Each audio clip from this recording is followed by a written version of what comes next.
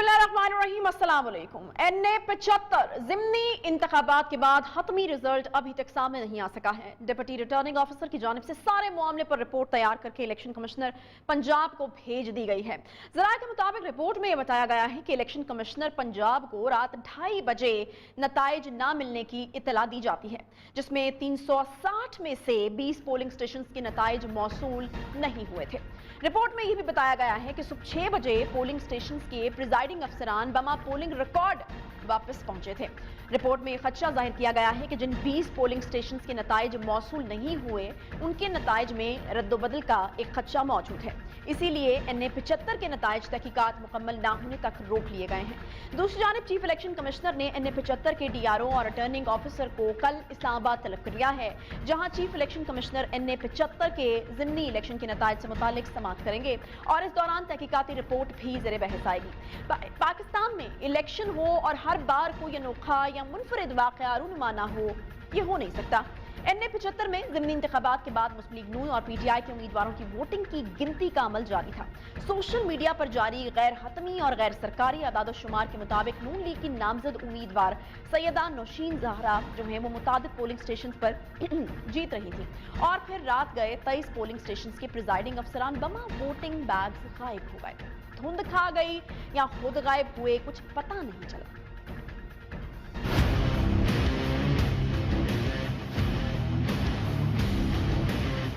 मुस्लिम league नून की उम्मीदवार election में जीत रही हैं। जीत को देखते हुए अमला, प्रिजाइडिंग ऑफिसर और रिकॉर्ड उसे गायब कर दिया गया है। जब हम रिटर्निंग ऑफिसर से पूछते हैं और उन्हें नहीं पता कि उनका ये अमला कहाँ गायब हो गया है,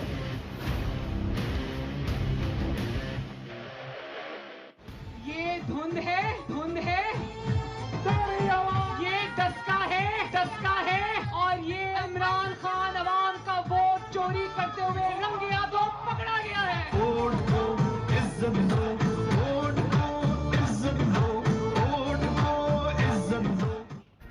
तमाम रात इलेक्शन कमीशन के लापता प्रिजाइडिंग अफसरान को तलाश करने के लिए जो इलेक्शन कमीशन है, इन प्रिजाइडिंग अफसरान को तलाश करने के लिए हुकूमत से राब्ता करता रहा, मगर सिर्फ एक जवाब के बाद खामोशी के सिवा कुछ नहीं मिला और फिर सुबह 6 बजे गुमशुदा प्रिजाइडिंग ऑफिसर सामने आ गए और ये बयान सामने आया। सुनिए जरा। 146 पे as a presiding officer duty sir अंजाम दे रहा हूँ। 1 घंटा पहले को 2 मुलाजिम आए थे, वो स्पेशल ब्रांच से कह रहा था मैं स्पेशल ब्रांच से हूँ। अब ना तो उसने मास्क उतारा हुआ था, ना उसने मुझे कोई ID दी है। बस उसने मुझसे ये कहा कि आपने वापसी का रिजल्ट हमारी गाड़ी में साथ लेके जाना है, तो मेरे से वो रिजल्ट चेंज करवाएंगे और अगर मैं नहीं करूँगा फिर मुझे वो थ्रेट करेंगे। वज़ीराबाद से एक स्टेशन पे मैं बतौर प्रिजाइडिंग ड्यूटी करता रहा हूँ। उधर सारा दिन कुछ शर पसंद लोग मुझे तंग करते रहे हैं। शाम को जब रिजल्ट का टाइम हुआ है, मैं जा रहा हूँ अपने दफ्तर मुकम्मल करके जमा कराने के लिए। उधर से मुझे कुछ लोगों ने अगवा किया है, मैं थैला छीना है, मेरी अंधेरे में ले जाके धमकियां दी हैं। पिस्टल इनके पास थे, गन्ने थी, मेरी तस्वीरें बनाई हैं, फिर धमकियां देते रहे हमारी बात मान जाओ तो बच जाओगे, हमारी बार बार ये कहते रहे हैं। इलेक्शन कमीशन की प्रेस रिलीज में बताया गया था कि 20 पोलिंग स्टेशन के नताइज में रद्दोबदल का शुबा है, लिहाजा मुकम्मल इंक्वायरी के बगैर गैर हतमी नतीजा जारी करना मुमकिन नहीं है। इलेक्शन कमीशन के मौक़िफ़ ने किसी हद तक इस बात की वजाहत करने की कोशिश भी की है कि इलेक्शन कमीशन बगैर किसी दबाव के काम करेगा, जबकि मुस्लिम लीग नून की नायब सदर मरियम नवाज ने प्रिजाइडिंग अफसरान के गायब होने पर और इलेक्शन कमीशन के रद्द अमल पर तारीफ भी की और मुतालबा किया है कि अब इलेक्शन कमीशन होने वाली मुबैना धांधली के खिलाफ अपनी आईनी और कानूनी जिम्मेदारियां पूरी करे और जिम्मेदारान के खिलाफ सख्त से सख्त कार्रवाई भी अमल में लाए।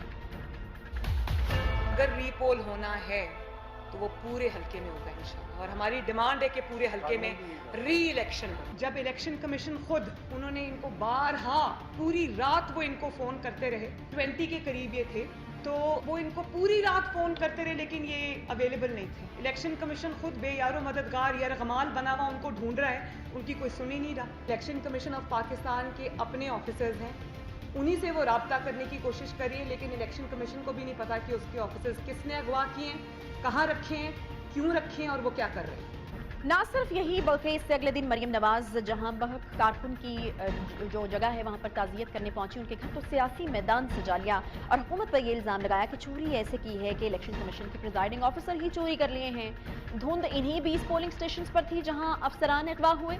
धुंध भी बहुत चालाक है, देख कर आती है कि कहाँ आना है। धुंध बहुत थी, पता नहीं चला कि डस्का कहाँ है और बक्सा कहाँ है। डस्का मिला तो बक्सा गुम, बक्सा मिला तो डस्का गुम। पता चला धुंध में इलेक्शन कमीशन के 20 अफसरान भी गुम। ऐसी धुंध थी कि डीसीओ, आरपीओ, पुलिस, आईजी भी गुम। ऐसी धुंध थी कि चीफ सेक्रेटरी, चीफ मिनिस्टर, हुकूमत भी गुम और अभी तक गुम है। डस्का मरीख या चांद पर या फिर खला में तो नहीं है ना। दूसरी तरफ वज़ीर-ए-आज़म की हिदायत पर पीटीआई के जाम बहक कारकुनान के लवाकिन के साथ इजहार ताज़ियत के लिए हुकूमती वज़रा शिबली फराज, फवाद चौधरी, मुआविन ख़ुसूसी वज़ीर आला पंजाब डॉक्टर फिरदौस आशिक अमान, उस्मान डार डस्का पहुंचे और प्रेस कॉन्फ्रेंस करके मुस्लिम लीग नून को आड़े हाथों लिया। इलेक्शन कमीशन से मुतालबा किया गया कि पीटीआई के उम्मीदवार असजद मलही इंतखाबात जीत चुके हैं, नताइज का ऐलान किया जाए।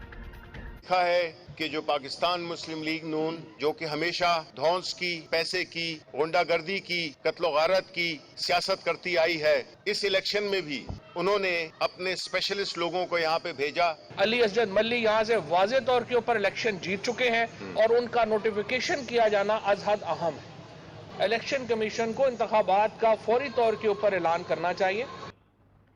हुकूमत मुतालबा कर रही है कि नताइज का ऐलान असजद मलही के हक में किया जाए, जबकि मुस्लिम लीग नून इलेक्शन कमीशन से ये मुतालबा कर रही है कि इन्हें 75 में दोबारा से इलेक्शन करवाया जाए। जिसके बाद पीटीआई के वज़रा भी मुतालबा कर रहे हैं कि अगर इलेक्शन दोबारा होगा तो फिर तमाम ज़िमनी इलेक्शन जो है बशमूल पीके 63 के वो भी दोबारा करवाया जाए। तमाम तर जिम्मेदारी जो है वो इलेक्शन कमीशन के कांधे पर डाल दी गई है। क्या अब इलेक्शन कमीशन जो है वो अपने फैसले से दोनों जमातों को मुतमईन कर पाएगा, ये बड़ा सवाल है। क्या इलेक्शन कमीशन पीटीआई के हक में फैसला देता है और मुर्दे इल्जाम जो है मुस्लिम लीग नून को ठहराता है, या फिर मुस्लिम लीग नून के हक में कोई फैसला होगा और मुर्दे इल्जाम हुकूमत और इंतजामिया ठहरेगी, या फिर दोबारा से कोई और राह निकाली जाएगी? और क्या इस फैसले से दोनों जमातें जो हैं वो मुतमईन हो पाएंगी? ये कुछ इस तरह के सवालात हैं जो इस वक्त बार बार उठाए जा रहे हैं। मुस्लिम लीग नून के रहनुमा हैं जो खुर्रम दस्तगीर साहब हमारे साथ इस वक्त मौजूद हैं। बहुत शुक्रिया खुर्रम दस्तगीर साहब प्रोग्राम में शामिल होने के लिए। क्या लगता है खुर्रम दस्तगीर साहब, ये तमाम जो सूरत हाल डस्का में पेश आई, मामला इंतजामिया और इलेक्शन कमीशन की कमजोरी है या फिर हुक्मरान जमात की कोई साजिश हो सकती है इसके पीछे? जी, हुक्मरान जमात की बदनीयती तो वाज़े आ गई ना जी, क्योंकि अभी तक 72 घंटे गुजर गए हैं। हुकूमत पंजाब की तरफ से हमें नहीं बताया गया कि वो फायरिंग करने वाले कौन साहिबान थे जिन्होंने वोटरों को हरासा किया, वो पुलिस के कौन से एहलकार थे जिन्होंने बाज़ जगहों पे ज़बरदस्ती पोलिंग का अमल जो है उसको सुस्त किया और बाज़ जगहों पे उसको बंदी कर दिया 5-5 घंटों के लिए। हुकूमत पंजाब हमें नहीं बताई कि वो कौन लोग थे जिनकी फायरिंग से 2 पाकिस्तानी शहरी जो हैं डस्का के हल्के के रहने वाले वो हलाक हो गए। हमें हुकूमत पंजाब बिल्कुल नहीं बता पाई कि जो पुलिस अफसर जो पकड़ा गया बैलेट पेपर छीनते हुए प्रिजाइडिंग अफसरों से, उसके खिलाफ इन्होंने क्या कार्रवाई की है। हमें हुकूमत पंजाब ने नहीं बताया कि जो प्रिजाइडिंग अफसर जो हैं जो बिलाखिर हुकूमत पंजाब के मुलाजमीन थे जो जाली वोट डालते हुए पकड़े गए उन थैलों में जिस पर इलेक्शन कमीशन की मोहर लगी हुई थी, उनके खिलाफ उन्होंने क्या अमल किया है। हमें हुकूमत पंजाब बिल्कुल नहीं बता पाई कि ये जहाँ से इन्होंने ये जो अगवा हुए थे 21 प्रिजाइडिंग अफसर, उनको किसने अगवा किया था, वो कैसे अगवा हो गए। और हुकूमत पंजाब का सबसे बड़ा अलमिया ये है कि वो 72 घंटों के बावजूद नहीं बता पाए कि बैक वक्त जो डिप्टी कमिश्नर का फ़ोन बंद, कमिश्नर का फ़ोन बंद, पुलिस अफसर का फ़ोन बंद, जो डीआईजी है उनका फ़ोन बंद, आईजी पंजाब का फ़ोन बंद, चीफ सेक्रेटरी ने एक दफ़ा फ़ोन सुना उन्होंने बंद, और फिर उसी वक्त ही वो जो 21 प्रिजाइडिंग अफसर थे उनके फ़ोन भी बंद थे। तो बैक वक्त इंतज़ामिया यानी सियालकोट से लेकर लाहौर तक और वो 21 प्रिजाइडिंग अफसर, उन सब के फोन यकायक कैसे बंद हो गए? क्योंकि वो एक ने तो बात नहीं सुननी थी और दूसरे जो हैं वो ट्रेस नहीं होना चाहते थे। तो इसका मतलब है कि एक बहुत बड़ी मिली भगत थी और इसीलिए इलेक्शन कमीशन को मजबूर होकर लिखना पड़ा कि ये मामला इंतजामिया और कानून नाफिज करने वाले इदारों की कमजोरी मालूम होता है और इसीलिए उन्होंने ये भी कहा कि नताइज मशकूक हो गए। तो कल हम इलेक्शन कमीशन के पास जाकर बाकायदा तौर पर इस्तदा करेंगे कि NA 75 के पूरे हल्के